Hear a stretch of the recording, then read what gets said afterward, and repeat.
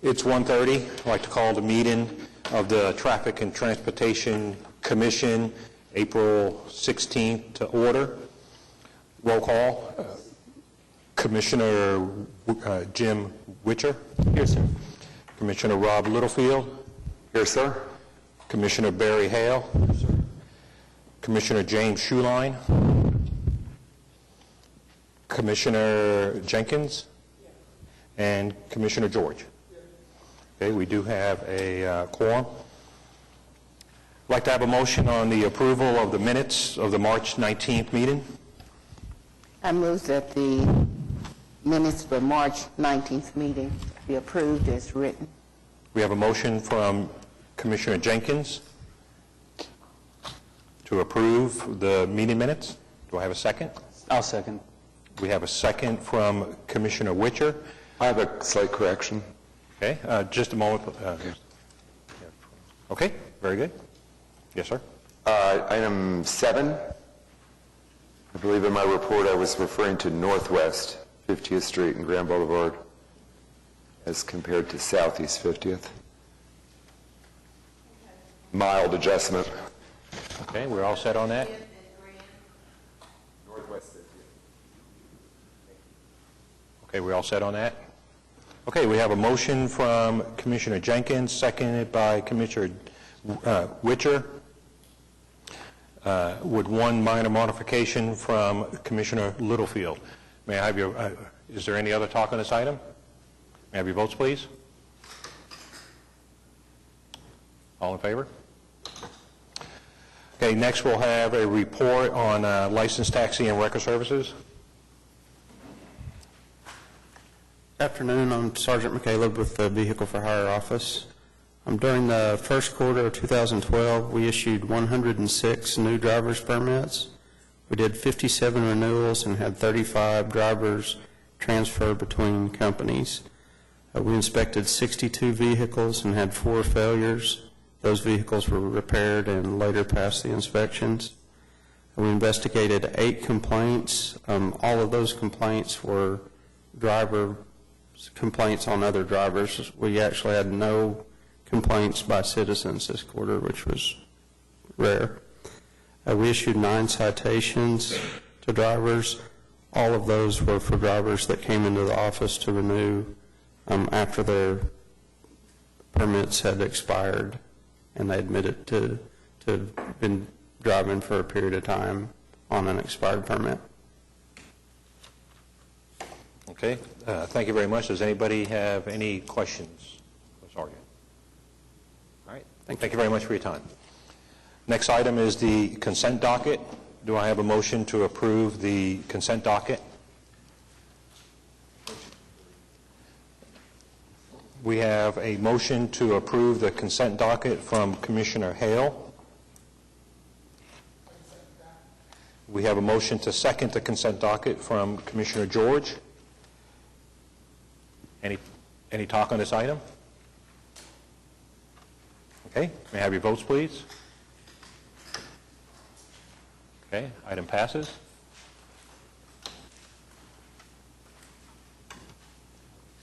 Very good. Okay, over to section 5. 5A.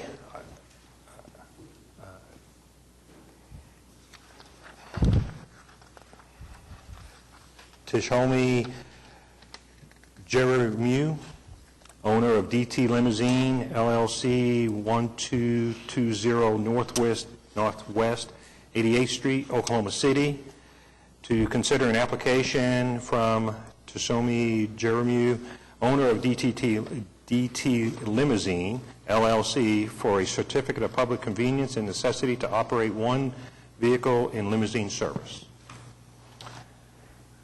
Do we have a motion on this item? I will move to approve. We have a motion from Commissioner Witcher to accept 5A. We have a second. We have a second from Commissioner Jenkins. Can I have staff input, please? Okay, we've got a completed application before you. They've fulfilled all the city's criteria with respect to their application for a vehicle for hire license to operate one vehicle in limousine service. So staff would recommend approval of the application as presented. Thank you very much. Do we have any other further talk about this item? Okay, we have a motion to accept item 5A from Commissioner Witcher and a second from Commissioner Jenkins. All in favor? Oh, I'm sorry. May I have your vote, please? Yeah, I do have one quick question. One moment, please. I'm in favor of this, but under the recommendations, you say completion of the application. What does that, I would assume it's incomplete?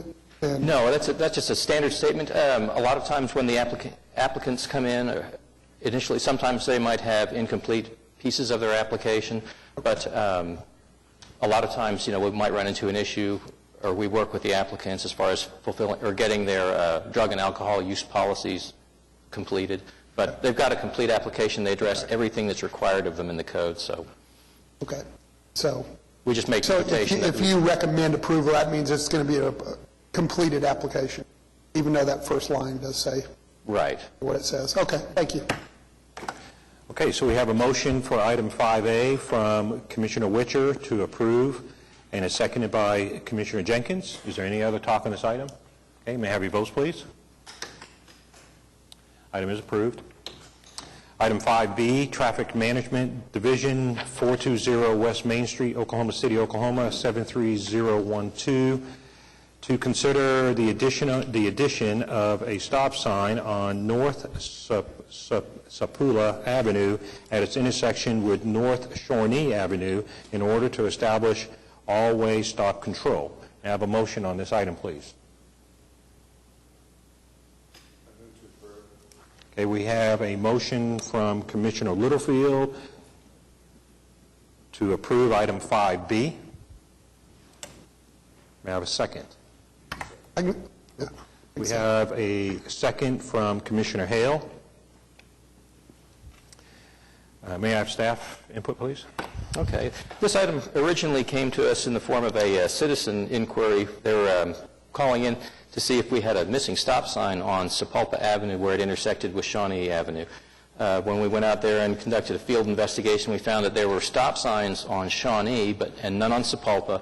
And a further review of our records found out that we never had authorized installation of stop signs. There's no record in the commission's records or in our work order records for the stop signs that had gone in. So it appears that one of the stop signs has been out there for considerable length of time because it's mounted on a round tube post, which we discontinued using, more than a decade ago. So what we're doing here is we're cleaning up the intersection, making the control such that it doesn't violate driver expectation. Because right now, Shawnee is a through street and Sapulpa is a teed-in street, and yet Shawnee's got the stops and Sapulpa doesn't. So by adding stop sign on Sapulpa, it becomes a uniform all-way stop intersection. So this item is really a housekeeping item where we memorialize the stops that are already in place on Shawnee, and we go ahead and clean up the intersection from a uniformity perspective by adding the stop on Sapulpa. Okay, thank you very much. Does anybody have any comments on this issue? There's no citizens here to speak to this issue, No. are there? Okay.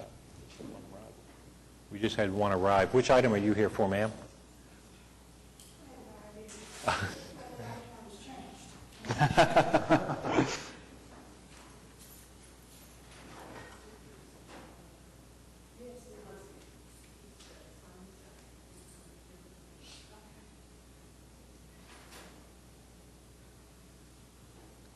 Does she wish to speak on this item? Yes. Okay, very good. Sign in for me. Just address the... Okay.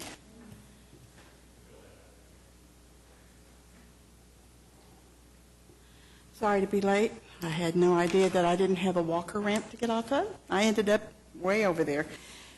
And Ma'am, this is... ma'am, just a moment. We are talking about the stop control on North Sapulpa. Sapulpa. Yes. Okay. May I have your name and address, please? Yes. My name is Constance Tice, T-H-E-I-S. I live at 5948 Sapulpa Avenue.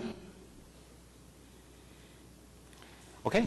All right. Ma'am, go ahead. And I am the third driveway from the proposed stop sign, which is approximately, when you're stepping it off and you have short legs, it ends up being 47 yards from my driveway, and I'm the third one for the stop sign. So that tells you how many driveways there are. From my driveway, it is 80 yards to the driveway of the school.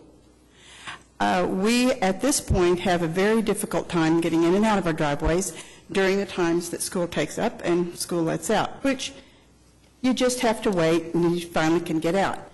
But if a stop sign is put in there, and all due respect, I know there probably should be one, but the reason there isn't one is that the flow of the traffic from the school they couldn't get in and get back out if everybody minded the stop sign, which they don't always.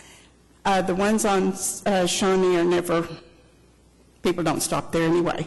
But I've called repeatedly and asked for someone to please put a policeman in my driveway just to watch the traffic.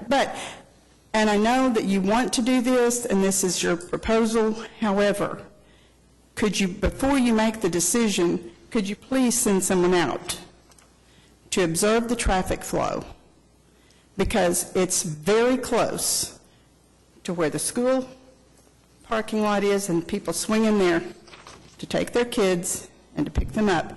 And if you decide to do this, which it sounds like the decision's pretty much made, is there a possibility of, I've seen neighborhoods that have, between certain hours, it becomes one way.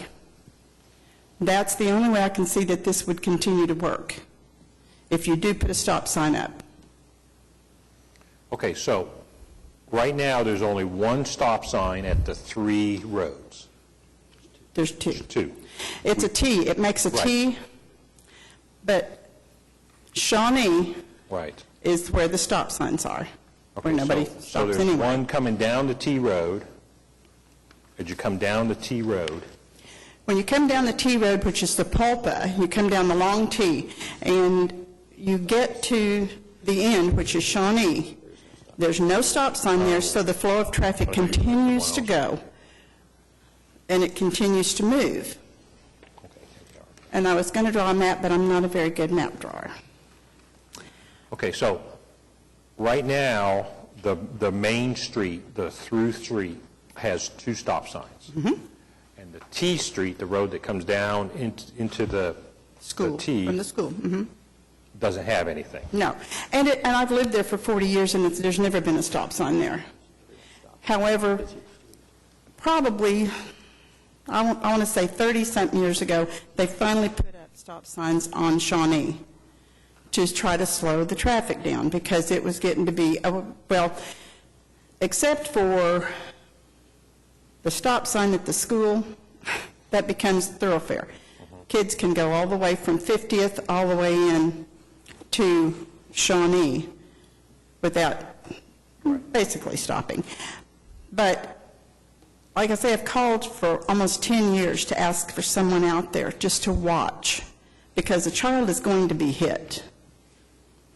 It's very, very dangerous. They come around the corner, and it's hard for me to explain this to you except by diagramming it out here.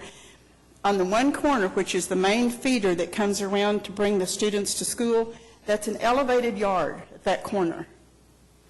And when they don't stop at the stop sign, oftentimes there are children walking in the streets because we don't have sidewalks. And I've seen kids have to jump out of the way because people are coming around so quickly.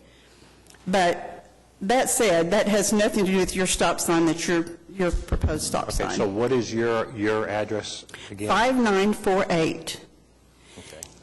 Now, the house on the very corner where the stop sign would be had construction done before I even moved into the neighborhood, and they changed their garage from Shawnee around the corner to Sapulpa. They have a double and a half. They have a 2.5 wide driveway before the corner.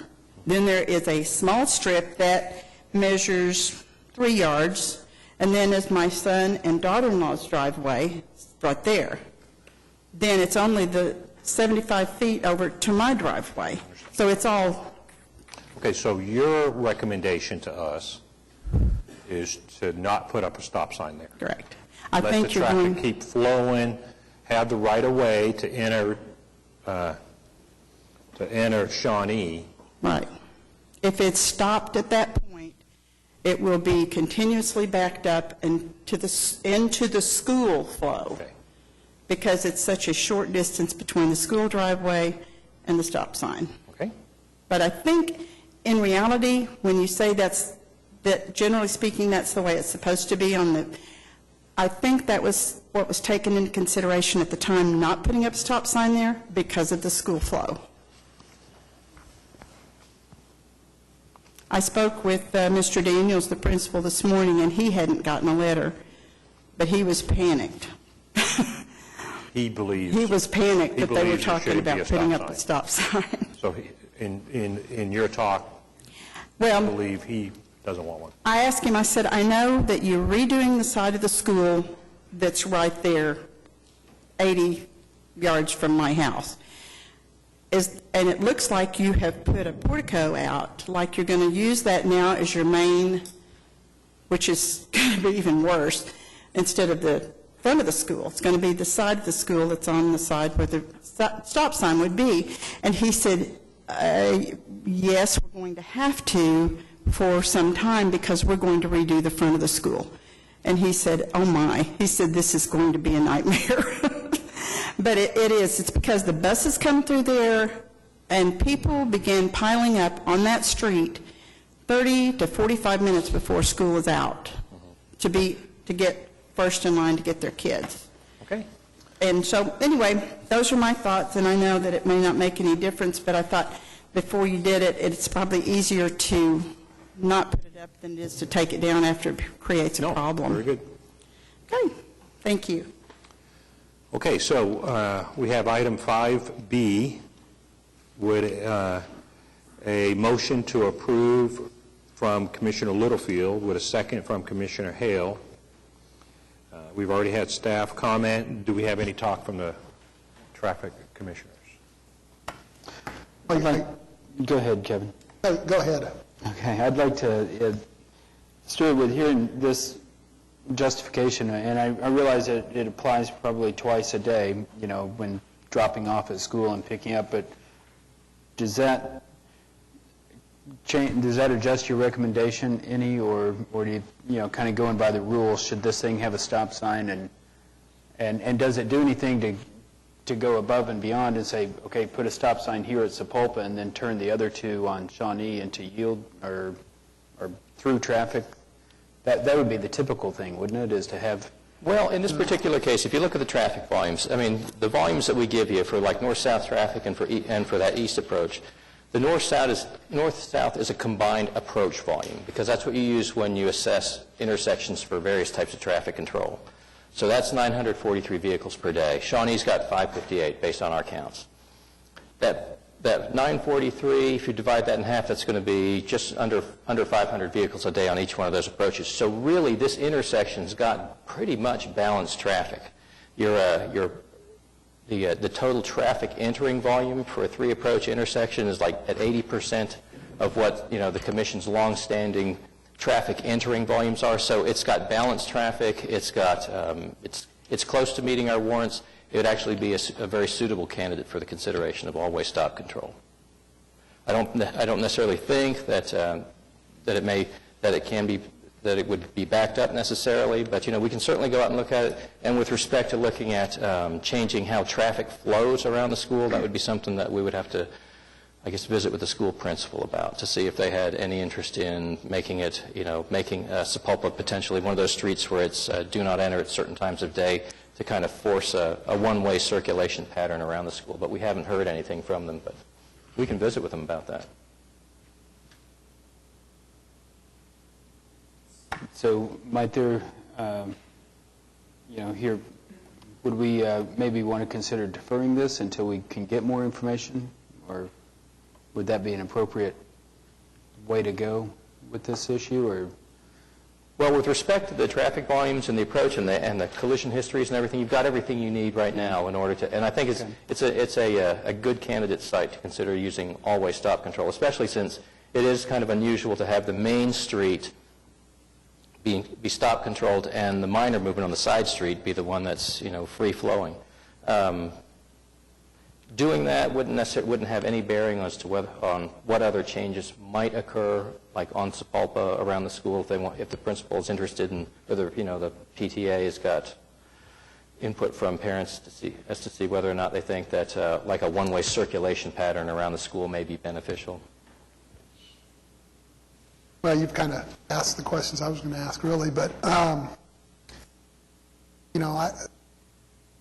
somebody that's lived there for 40 years and has seen the traffic flow, to me, it would seem like a good idea if the police have the manpower to go out there for a couple of days, and during the pickup time, 3 o'clock or whatever time that is, and spend 30 minutes to see if in fact, or, I don't know, even if they just set up a temporary stop or something, and if it does create a major traffic flow problem where it takes, instead of a 20-minute window to pick up kids, it turns into a 45-minute window or something, that it might be better to hold off and maybe use a temporary for a week or just while we're out there looking at it. Like I said, if you put one up, to take one down, if it does cause a bunch of trouble, seems like it might take another year or 6 months to get it taken down. I don't know that, but, I don't know how long this application's been in the works to get one in. But to get one taken out may be the same amount of time. But that would be my only thought, unless you've already addressed it, you've already thought about it. But if it's a new issue, to me, it seems like we ought to just look at it a little further. It doesn't seem like if we reject this and don't add a stop sign, it doesn't seem like we're making things any worse. It seems to be operating okay as it is. That we were trying to do a housekeeping thing because somebody called up and said, boy, it sure seems like there ought to be a stop sign here, and we look back and say, yeah, there ought to be, but not because we're addressing any real problem now. We're just doing housekeeping. That's kind of the gist of the application. Right. And, well, it does, and like I said, having the stops on the major street and the side street with the minor movements having no stop control or any control of any form, it's just kind of it creates somewhat of an unusual traffic control circumstance. Okay. We're just trying to make it more consistent and something that doesn't violate driver expectation, because when drivers may interpret that a stop's missing or don't think about it, it's just one of those things that if it's consistently signed through that area, consistency adds an element of safety in itself. I can see it being complicated as it stands today, where you would enter a T-bone intersection and you'd have a stop sign and you weren't real clear what the folks to your left, what their intentions are. The school thing adds a new dimension to my thoughts. I agree with Commissioner George on that. If it's approved and it becomes a three-way stop, is there signage on top of the stop signs that says three-way stop, that identifies it? It goes right below the stop sign. It'll be a red and white plaque, and it'll say all way. So that gives clarity. And then there's a particular pattern of who yields to who, which would keep it going. Yield to the person on your right, is that not correct? That's correct. Okay, thank you.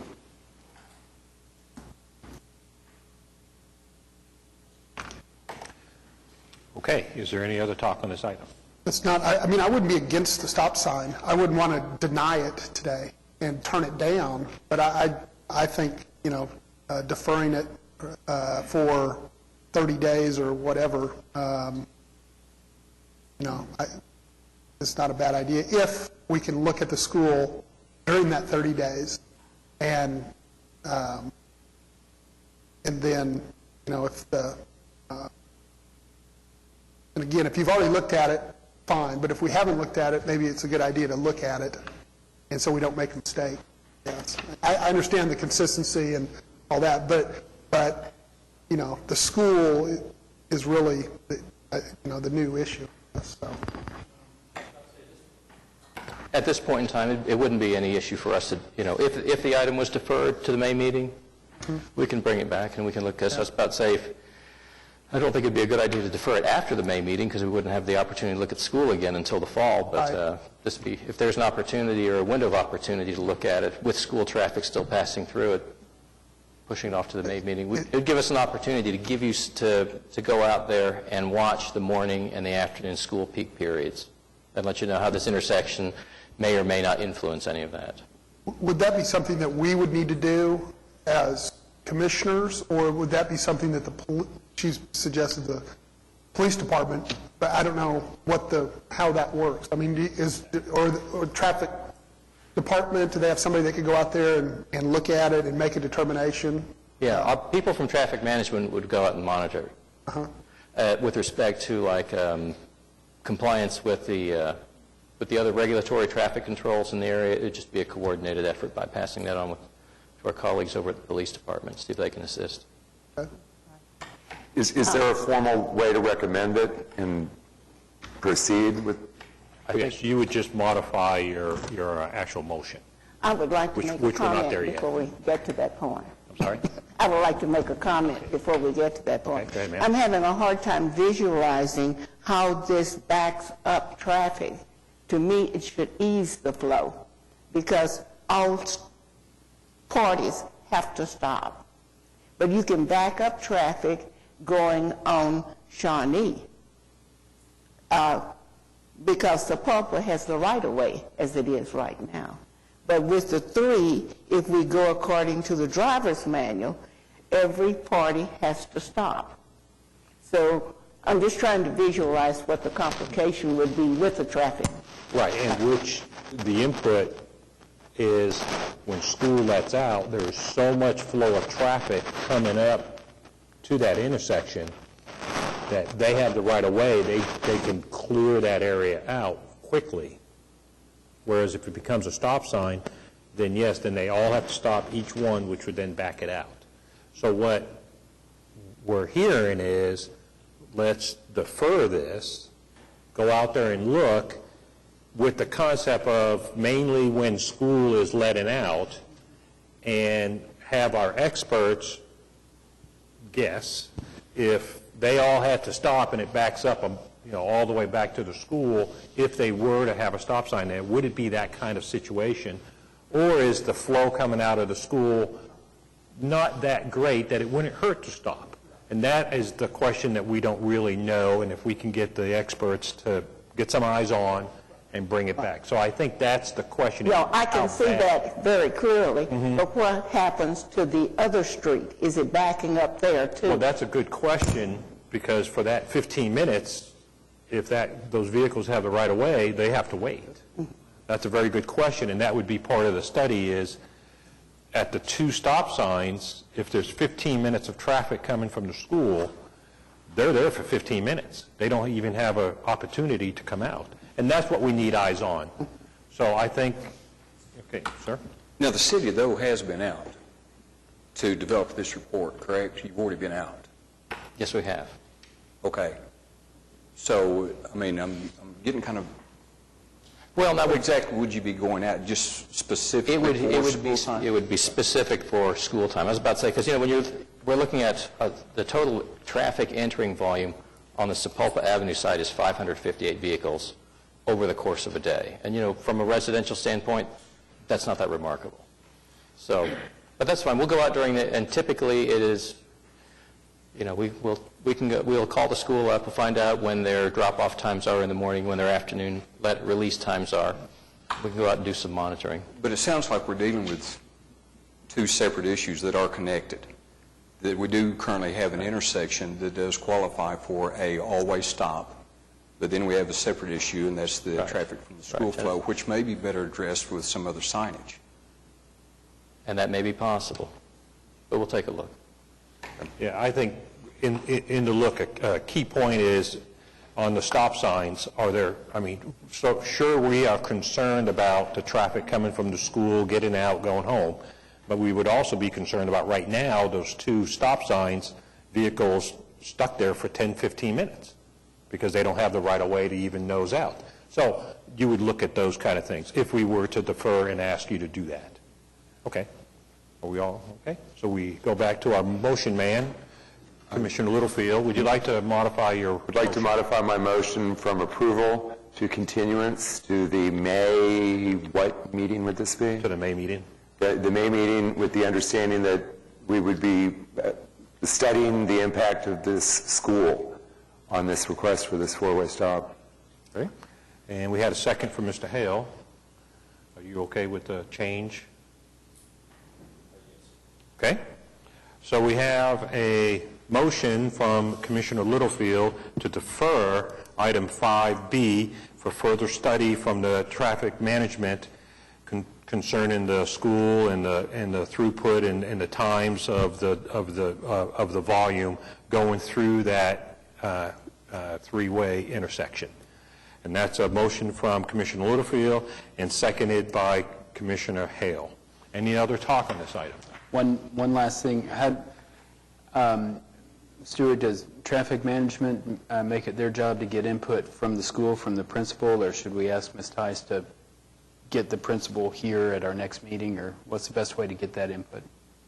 Well, if we're ever out in the area observing traffic around a school, we always let the principal or the office staff know, just so they know that there's not something untoward going on in the area. Right. The reason why the school wasn't notified is because following a policy of notification, once you go out beyond 300 feet, there's no notification requirement for that, and the school lies further away than 300 feet. So Yeah, I understand that, but we've got kind of seems like a new player in this equation. So if you could let the principal of the school know that what we're up to, that'd be good. Thank you. Okay, so we have a motion to defer item 5B from Commissioner Littlefield with a second by Commissioner Hale. Any other further talk? Okay, may I have your votes, please? Okay, item 5B is deferred to the May meeting. Item 5C, Thomas D. Muth, 1145 West Britton Road, Oklahoma City, Oklahoma, 73114. Consider a request for all-way stop control at the intersection of North Military Avenue and Northwest 94th Street. I'd like to make a motion to approve. We have a motion to approve item 5C. May I have a second, please?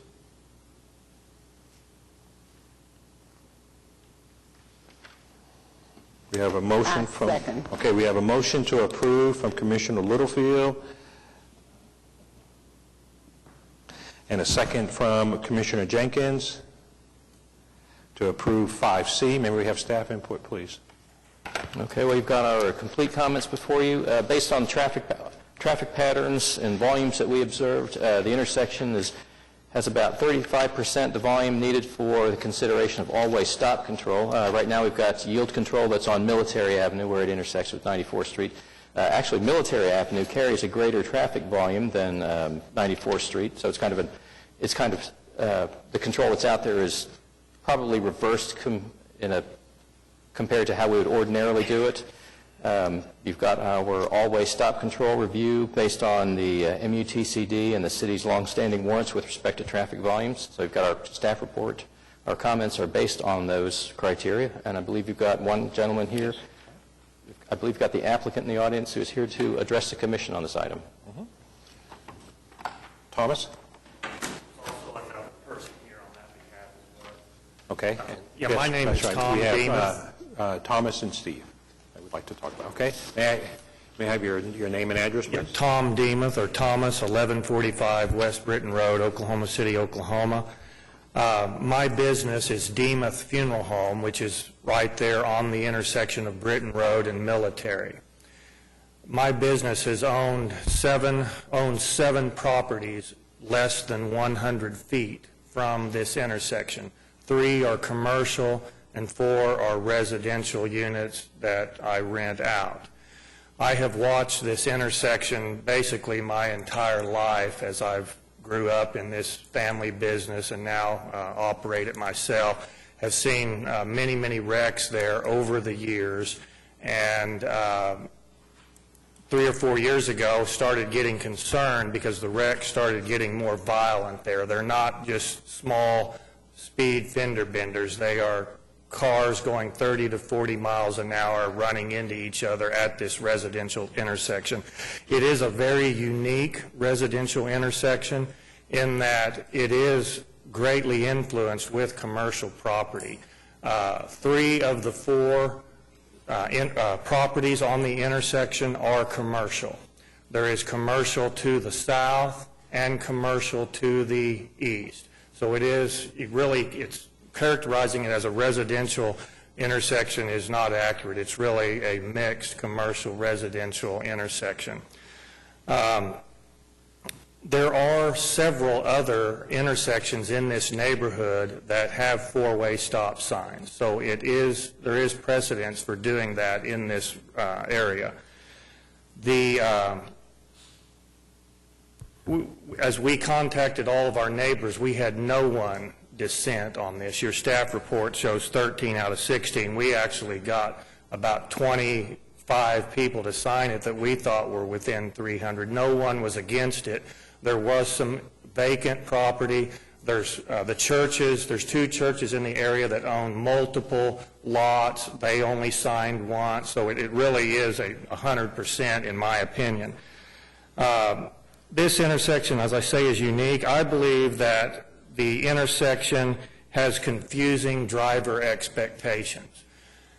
And the reason for this is 2 of the corners, the northeast and the southwest corner, are parking lots that are open. The northwest and the southeast corners have buildings on them. So as you approach the intersection, it looks like it's wide open, and you can see cars coming in all directions, and it's a little bit deceiving, but that's not the case, because you cannot see the cars coming in 2 directions. The yield signs are just not working. The north and south on Military, people ignore them all the time, and that's when the problem happens. As wrecks begin to happen, I would always ask the police officers, is there anything you can do about this? And they would all say, yeah, we'll submit a report. Well, evidently, police officers doing that doesn't get anywhere. And I even called down to the commission a few times, and they told me that I would have to do a petition. Well, I declined doing that, but finally it got so bad that I said, we've got to do something here. We've even had a wreck since I initiated this petition. It was not reported. I found out about it later when one of the wrecked cars was on my parking lot, and then one of my tenants told me that both drivers were drunk, and so they both decided not to call the police.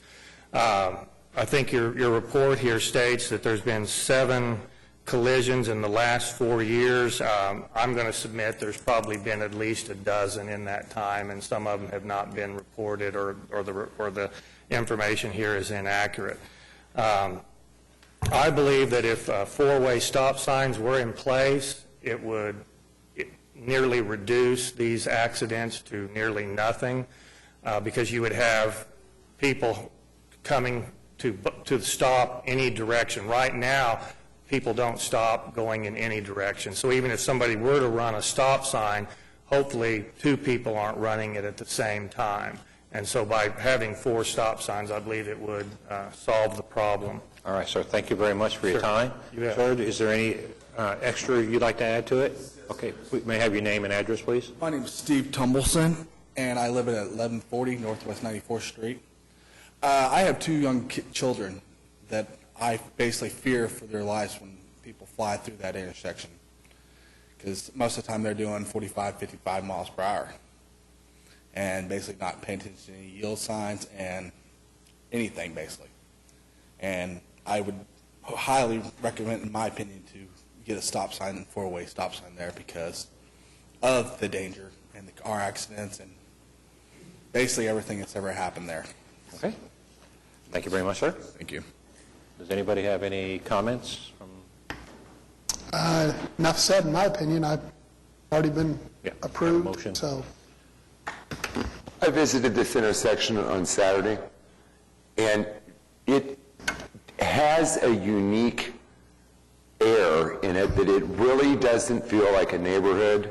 It feels more like a commercial district. And these two large parking lots on the south corners of these things, when you come off of Britton Road northbound on Military Avenue, you have a sense that you're on a freeway. You just feel as though it's safe to just go. And within very little feet, you're at this, intersection. And although the traffic counts are contrary to what's being asked for here, I find this is a situation where these red stop signs could absolutely make a difference in the safety of this intersection. Okay, we have is there anybody else that wishes to speak? Okay, we have a motion to approve item 5C from Commissioner Littlefield, seconded by Commissioner Jenkins. May I have your votes, please? Item is approved. Item 5D, Lazonda Sears, 5109 Kennington Lane, Oklahoma City, Oklahoma, 73150. Consider a request for all-way stop control at the intersection of Kennington Lane and Southeast 47th Street. Do I have a motion on this item? I'm going to move to disapprove this application, this request. We have a motion from Commissioner Witcher to disapprove item 5D. Do I have a second? I second. Okay, we have a second from Commissioner Hale. May I have the staff input, please? Okay, you've got our comments before you. You can see the volumes of this particular intersection demonstrate they've got a traffic entering volumes about half the volume you ordinarily consider when you're looking at an intersection to change it to all-way stop control. Really, the way the intersection's set up with a northbound yield on Kennington Drive where it meets Southeast 47th Street is appropriate based on the observed traffic volumes and flow through the area. So you get the remainder of the staff comments before you. There's not a demonstrated issue relative to speed from what we could gather on our off our traffic counters, and there's been no collisions reported at the intersection. Hi, Ms. Sears. Hi, I'm Lysandra Sears at 5109 Kennington Lane. Thank you. I used to be the president out there at Kennington. We have a new president now, but I'm a concerned resident. My kids live up the street. I walk in the neighborhood, and we did file a traffic report in 2004 just to get the yield signs out there, and I've got the reports here. And yes, there were some speeding up to the speed limits of up to 70 miles per hour during that time. Most of them were around the 40 mile per hour. And this is in the 2004 report. So it did stay out there. The traffic strips did stay out there for a week. So that did help. What we have here is we have two adjoining neighborhoods with Brook Hollow and Kennington Lane, which doesn't show Brook Hollow. They cannot, because they butt up against one another, they cannot have an emergency crash gate in between the neighborhoods, so they both share.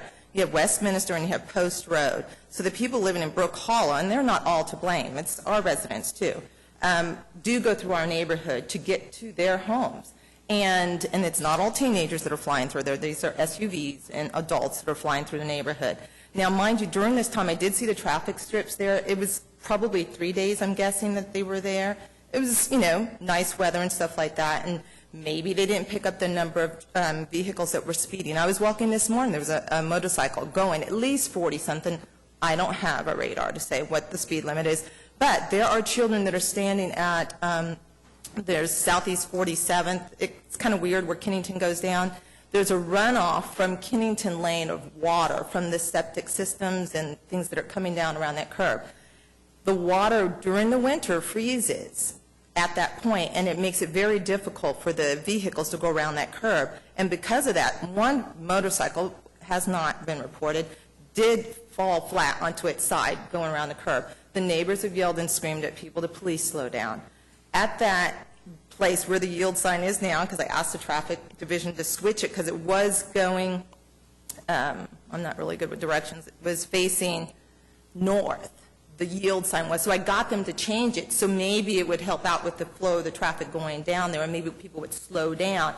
It really hasn't helped. And so what I'm seeing is that they're speeding going around that corner, and the children stand there, I'm guessing 5 children, catching the bus at 7 in the morning. And when it's dark, they're out there, there's a street light there, but they're still flying down that road, the residents are. And I'm just concerned that one day there is going to be a child. I know the report says it's got to be 2 accidents in a year. If it were my child, I would be furious. If there was any accident whatsoever, just to get a stop sign. Like I said, my kids are up the street. They're not my children standing out there.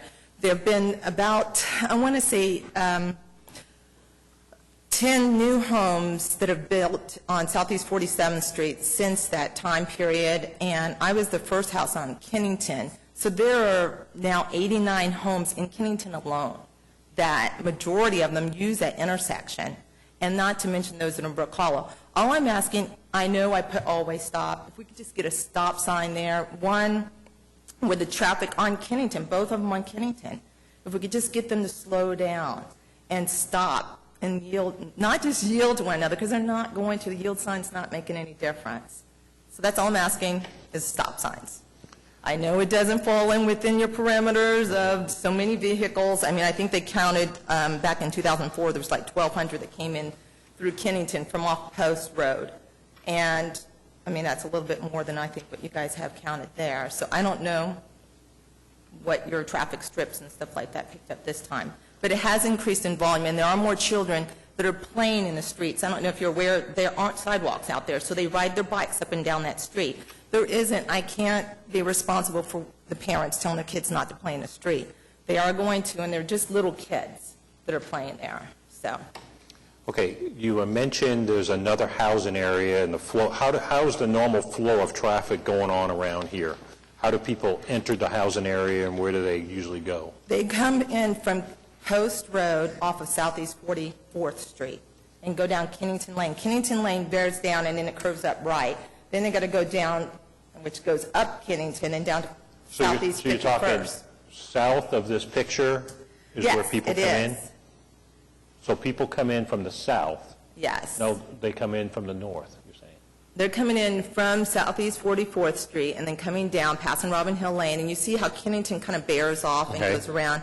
Then they go on around to Brook Hollow, which is the adjoining neighborhood, If they keep going on not down Southeast 47th. on Southeast 47th, that's a whole new housing area that's going That's up. part of Kennington. That was been put in. Okay, and that's growing over there, you're saying? That's housing areas going in there? I'm sorry, I didn't hear you. Okay, when you keep going on Southeast 47th Street, Yes. past Kennington Lane, Yes. you're going into another housing area? No, that's part of Kennington. That's just Okay. Marianne, it's Southeast 47, turns into Marianne Circle, which is a cul-de-sac there. Okay. That's the newest phase of Kennington. Okay. But if you see Kennington that comes in from Southeast 44th, and then it veers on around down Kennington Lane, then it circles on around down 51st, Southeast 51st, back down Marianne Lane, and then into Brook Hollow, which then turns back into Southeast. Which is all south of this map that we don't see. It's So a you're whole saying neighborhood. vehicle traffic comes in off of Southeast 44th, Mm-hmm.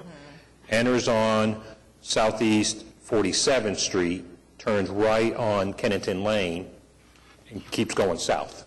It goes Southeast 44th to Kennington. Kennington is the main entrance into the Oh, okay, neighborhood. Kennington Lane. Yes. The road goes to the left there. Yeah, it's really confusing Oh, how okay. they have it. Got it. So most of the vehicles that are coming into Brook Hollow are coming through that intersection. And where's Brook Hollow at? I'm sorry. Where is Brook Hollow? Brook Hollow is attached to the back of Kennington, which is, I believe it's Southeast So south. 49th Street. So south of this picture? Yes. Okay, so there's a housing area south, and people Yeah. come in off of 44th Street Correct. onto Kennington Lane, can take the right and stay on Kennington Lane and go into a whole nother housing area. They go into Kennington, which is our neighborhood. Okay. So it's shared by two neighborhoods. It's not just our neighborhood that's using that intersection there. Okay. Right where I have the little stars, again, that's where most of the vehicles and stuff are speeding down that street. And then they take a right. And then they take a right, and they And go then- on into the other neighborhood. Okay. We've addressed this. Again, I have all the statistics right here from the traffic reports, clocking them at 71 miles plus an hour. Okay. Most of them were in the 40s.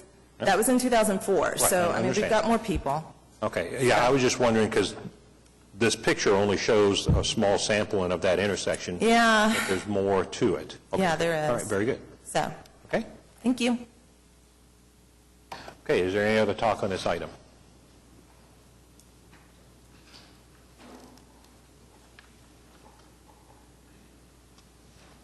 Okay.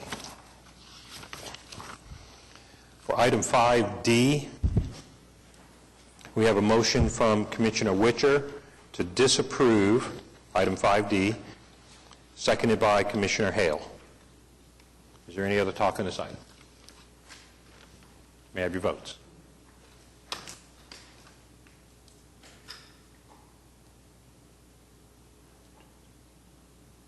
And Commissioner George. Okay, the item is disapproved.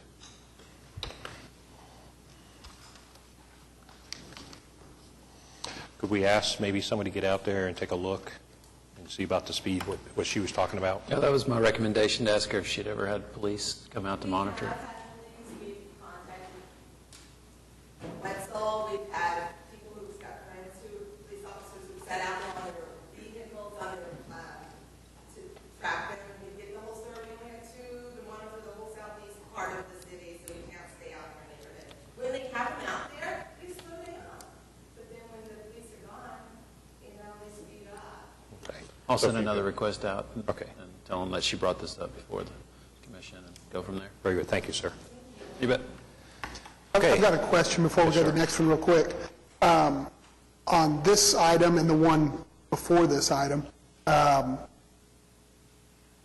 do we not make a second motion, or, I mean, it's in limbo now? What happens? The other one For this was, item we here? didn't have the 5 votes to get the stop signs, so there's no stop signs, or it comes back when there's enough people to get a... For item 5D, Yeah, and then this one...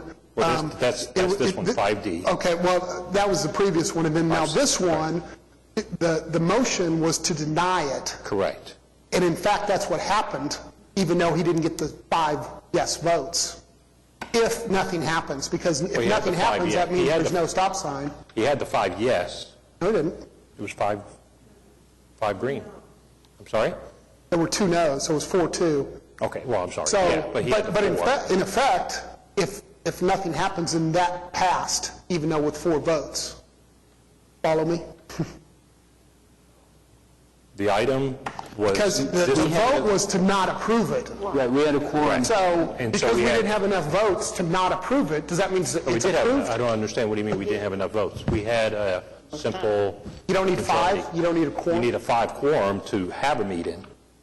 Simple majority. You just need a votes. majority of the quorum. Oh, you don't need 5 votes to have, We need 5 to have a quorum, and then the majority carries. oh, okay, that's So different it than was the planning 4-2. commission then, okay. Now, if there was a tie, we would have to ask what to do So, with a tie. so that, the one before then, they're going to get the stop signs? No. The one before then was deferred. No. I'm sorry, the military, the one on military behind the, so it was approved even though there was only 4 Oh, yeah, yes item votes? 5C. Okay, Right. so that's, I'm sorry, that's what's Okay, throwing me off. yeah, so for rules of order, 5 for a quorum to start the meeting. If we only had 4 here, a simple majority of the quorum, so if there was 5, it'd be 3-2, would be able to move things along. So on 5D, yeah, okay, now it's clear. Great. Very good, okay, very good.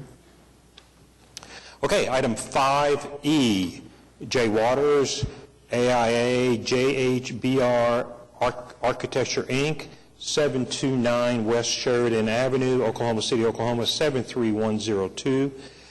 Consider request to remove the no parking anytime restriction on north side of Southwest 41st Street between South Ross Avenue and South Miller Avenue.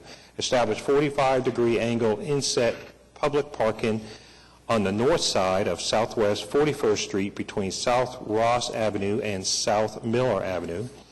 remove the no parking anytime restriction on the east side of South Ross Avenue from Southwest 41st Street to a point approximately 170 feet north of Southwest 41st Street, establish 45-degree angle inset public parking on the east side of South Ross Avenue from Southwest 41st Street to a point approximately 170 feet north of Southwest 41st Street, and establish 2 reserved parking spaces for the physically disabled at the north end of the proposed 45-degree angle inset parking spaces on the east side of South Ross Avenue from approximately 120 feet to 170 feet north of Southwest 41st Street. Do we have a motion concerning item 5E? Motion to approve. We have a motion from Commissioner Hale to approve item 5E. I'll second. We have a second from Commissioner Witcher. Staff, may we have your recommendation, please? All right. Actually, the way the item's written up is a pretty good summary of what it consists of. We've got the architect here that's here to discuss the item with you in depth. This is an item very similar to the one that you had just recently considered not that long ago near Northwest 13th Street and Walker. I believe it's a Maps for Kids project. Yes, it is. That's going to be doing, I guess, classroom and gymnasium improvements, and as part of this, they're proposing some angle inset parking on Ross Avenue and on Southwest 40th Street. I'll defer to the applicant to fill you in on more details. So we're going to have your name and address, please. Jay Waters, 729 West Sheridan Avenue. Thank you very much. Go ahead. This parking relocation, as it actually is because we are having to demolish the existing parking to the west, and that's where the gym and classroom is going to go, so we have to put back that parking, and the only place to go would be upon the streets. All right, sir. Thank you. Is there any talk from the commission? Yeah, I suppose because of the nature of this, the action that this commission is taking as a recommendation to council, that there's no petition process or anything, but as far as you know, or has there been any discussion with the neighbors that are on the south side and the west side of Van Buren about, are they cool with this? They're fine. As far as I know, they're fine with it. We've gone through the variance process, and letters were sent out at that time. Okay, fair enough. There hasn't been no objection. Okay, is there anybody else that has any talk on this? Okay, we have a motion from Commissioner Hale for item 5E to approve, and it's seconded by Commissioner Witcher. May I have your votes, please? Okay, motion passes. Item 5F, Mark Grubbs, P.E. Grubbs Consultant, LLC, 1819 South Morgan Road, Oklahoma City, Oklahoma, 73128. Consider changing the speed limit on Northeast 63rd Street between North Martin Luther King Avenue and North Bryant Avenue from 40 miles per hour to 30 miles per hour. Do we have a motion concerning 5F? I move that we strike this item. Okay, we have a move to strike item 5F. Do we have a second? And that motion is from Commissioner Jenkins. I'll second. We have a second from Commissioner Witcher to strike. Staff, would you like to make a comment? No, actually, as you can see, if you read through our very abbreviated report, that we had worked with the consultant doing work for the Oklahoma County Health Department on a new wellness and fitness center out in the area. They've revised their driveway. They've reconfigured one driveway to be a right-in, right-out, and they're looking at moving another driveway where it'll pass our site distance requirements, and therefore they no longer are in a position where they're having to seek like a speed limit change in order to meet our site distance requirements at their driveways to provide for safer access. So, thank you very much. Are there any other comments from the commissioners? Okay, for item 5F, we have a motion from Commissioner Jenkins to strike it, seconded by Commissioner Witcher. May I have your votes, please? Okay, item 5F is stricken. Okay, comments from citizen. Is there anybody else that would like to make comments? Any reports or other items from the commissioners? Any I'm going back to the Kennington issue. I mean, it's our kind of our goal and policy not to use stop signs. You know, those are for right-of-way, not for speed control, and I think that's what they're really after, is to get speed control in there. But it's it seems as though the development process has caused this street to be used somewhat more as a thoroughfare, a busier street than maybe it was designed to, and it's, I guess it'd be, I don't know what the solution is to this, but it'd be nice if there was a way to understand what's the overall development and how we can project the use of a street, so we come up with better answers. Because on that particular instance, although I think by the numbers we did the right thing, I don't think we solved anything. Well, that's a great point, that as neighborhoods grow, traffic flow changes. And of course, when a neighborhood is first born, they just kind of guess and look at where houses are going to go up first, and they start doing a traffic flow kind of thing. And then as houses gets built, more traffic goes on, that's when they come and they say, we need a yield sign here or something like that, which we defer to the staff, that they can just do the yield signs now. And so they come to the staff, they say we need a yield sign because traffic is now flowing. But now we're coming to a point where maybe this area, the growth is getting high enough to have a modification of a way that we do traffic. I would recommend to the neighborhood to keep watching it. We'll get some input next month of what they see out there, and if they see that, yeah, it's a threat area, well, that would help the neighborhood people come back to us with another offering here, which could happen. I mean, just right now, it doesn't seem like the numbers and the flow does show that we should, but once we get some input from the local law enforcement, and as time goes on and growth goes on, it may need it. Is that what you're kind of saying, sir? Uh-huh. Okay. Do you have anything, sir?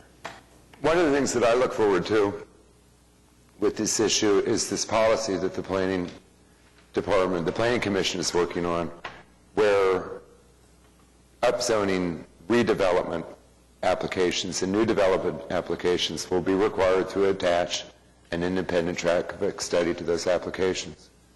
And I commented on that probably 2 or 3 months ago. It's coming soon. And something like that might be really helpful in cases like this.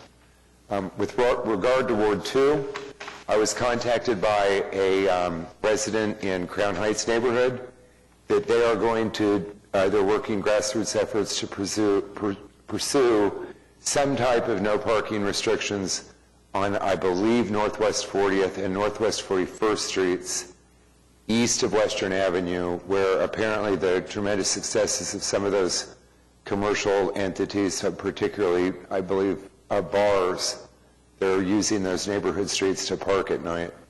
And I've been counseling them a little bit to think carefully about what kind of parking restrictions they want to pursue. So we might be hearing that one of these days soon. And other than that, life is good in Ward 2. Thank you. Mr. Hale? Ms. Jenkins? Mr. George? City Council? Okay. City staff? Well, with respect to some of the comments you'd made earlier about the traffic impact analysis process, a lot of the primary focus of those is not so much on internal flow patterns, so much as it is the impacts of a new development on the adjacent city street system, and typically the arterials, especially arterial intersections, or where a new addition may have a street that comes out onto onto the arterial or a collector system, depending on where it's located. But as far as the internal goings-on with respect to residential traffic goes, a lot of times, even the manual and uniform traffic control devices indicates that you don't have to post controls everywhere within, internally within a subdivision on low traffic roads. And a lot of the applications that you saw today would fall under that general heading. So the focus of that studying process is not to look so much internal to find out what's going on. It's the impacts on the surrounding street system in order to maintain either, both safety and, as much as we can, efficiency on the street system. It's not so much an inward look as it is an outward. LT, you have anything for us? I was going to mention the Kennington part. I'll have the division look at that and have somebody set for a while. I think her main problem was, like you said, speed. And it's going to be hard when they build these long streets and it's 25 miles per hour going through these neighborhoods. I mean, you can set somebody out there and they'll slow down, and then as soon as they leave, they'll start speeding up. So, but we'll look at it, and I'll get back with you and let you know. Thank you. And I'll just, I noticed in my travels going through, and is actually, I think, in the city of Yukon, but there was a street, a neighborhood street that had speed bumps in it. Sure. That would explain why it's in Yukon.